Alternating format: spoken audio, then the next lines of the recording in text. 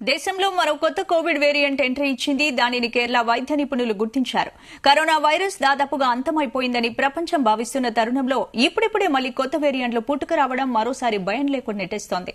దేశంలో మరోసారి కోవిడ్ కేసుల్లో పెరుగుదల కనిపిస్తున్న వేళ కేరళలో కొత్త వేరియంట్ నమోదు కావడం భయపెడుతోంది.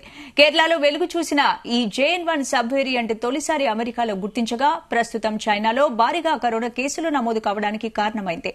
అయితే మన దేశంలో మాత్రం తొలిసారి ఈ JN1 వేరియంట్ ను గుర్తించారు.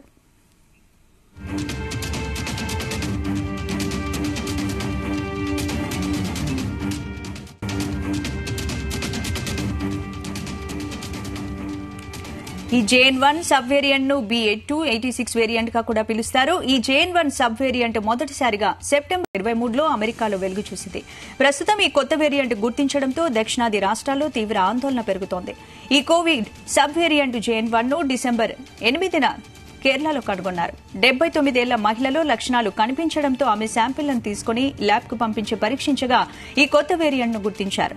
ఈ వేరియంట్ వేగంగా వ్యాప్తి చెందడంతో పాటు మనుషుల రోగనిరోధక వ్యవస్థపై తీవ్ర ప్రభావం చూపిస్తుందని డాక్టర్లు చెబుతున్నారు.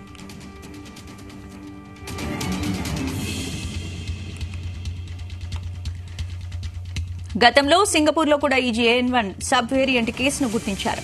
ఓ భారత పర్యాటకుడిలో కూడా ఈ వైరస్ ను కనుగొన్నారు. తమిళనాడులోని తిరుచిరాపల్లి జిల్లాకు చెందిన ఓ వ్యక్తిలో ఈ వేరియంట్ ను కనుగొన్నారు. అయితే ఆ తర్వాత దేశంలో మళ్లీ ఎక్కడా ఈ వేరియంట్ కనిపించలేదు. తాజాగా కేరళలో వెలుగులోకి రావడంతో ఆ రాష్ట వైద్యారోగ్య శాఖ అప్రమత్తమైంది.